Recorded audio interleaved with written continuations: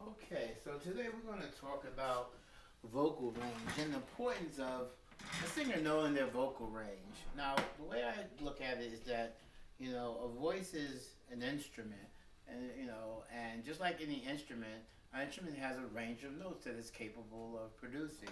On the piano, you can visibly see the range of notes. This is the lowest note on the piano, and this is the highest note. Of course, we don't have any visual reference for your vocal cords. So we construct a little test that allows me to determine comfortably what's the lowest note that you can sing in your range, then what the highest note. And so to do this, you're gonna use a word. Let's use the word amen for this one. And it's going to be a simple little exercise that goes. We'll start in the lower part of your alto range, and it's going to go up. I'll just demonstrate. We'll start here, and it'll go. Amen. As we do that, we modulate a half step, and then we take it up. Amen. Like that. Okay, so let's go ahead and try it. We'll start right here. Ready? Begin.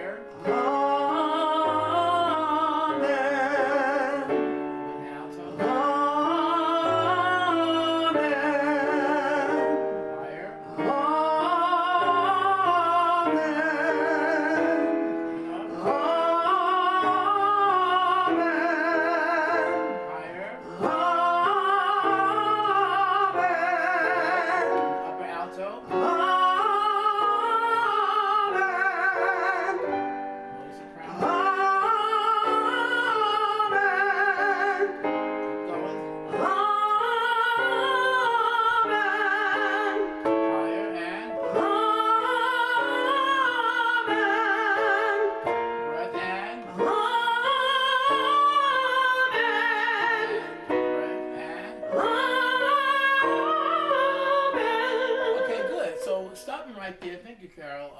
This is that you heard there. That was the breaking point. We all have in our voice. We have. I want to say two aspects of our voice. We have our natural voice, which is closer to our speaking voice, and then we have, which we're going to experiment with, is our falsetto voice. It's called falsetto. It's a Latin term, just means false voice.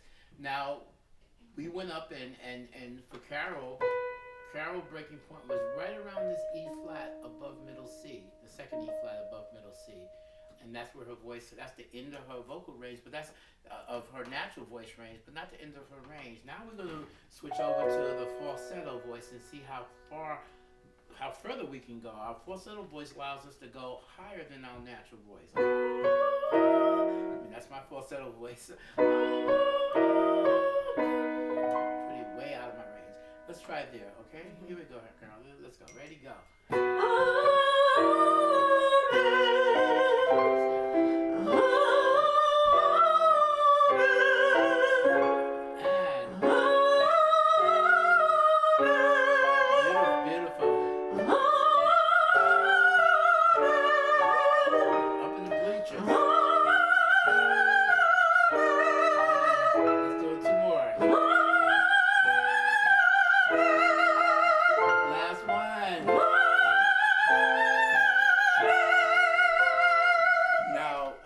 Carol, amazing.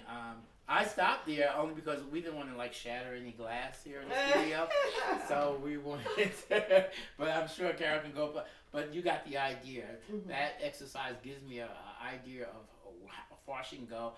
But so her upper range is going to be a combination of her natural voice and then the add-on notes in the falsetto. Now for the last part of the range, so we can get her total range, we're going to go back down into the low alto. Really, at this point, the ranges do overlap. So the alto overlaps into the tenor, and the tenor overlaps into the baritone. Baritone overlaps into the bass. So we're going to start in the lower alto range, which actually for a man would be pretty much like in the baritone range down here. And each one is going to get a little lower so we can see how low Carol can go. Not as a person, but as a singer. Okay. Here we go. Ready? Go.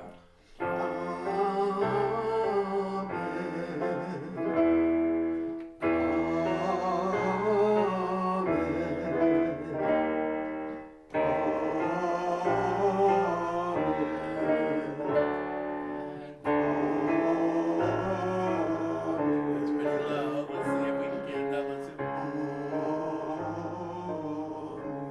Yeah, we're gonna stop right there. So Carol was able to go to a D flat, the first D flat below middle C for you keyboard players, and we said her natural range went from there right around to this second E flat above. That gives you yeah, just a little above 2 octaves. And then with the falsetto, we took her way up to an F up here. So that would give her her total range, her natural and falsetto together would give her 1 octave from this D flat to this. That's 1 octave. That's 2 octaves. That's 3 octaves. A little shy of 3.5 octaves. Now that's really pretty impressive. The average vocal range is around 2.5 octaves for an average person, but there are those amazing singers, Mariah Carey, 3 and 4 octave range. Londa Adams, those of you that know gospel music, 3 to 4 octave ranges and stuff like that. And one of the goals of the singer is to be able to utilize all the areas of their range. And the best way to do that, which we'll talk about in another lesson, is your vocalizing exercises that start in the lower parts of your range, go to your middle range, and then up to your high range. And you should be doing those exercises on a daily basis to get really full access of the total range. Because it's one thing to have that range, it's another thing to be able to sing effectively in the different range areas of your voice. So on another lesson we'll talk about the different characteristics of your range. There's the low, there's the mid, and there's the high range.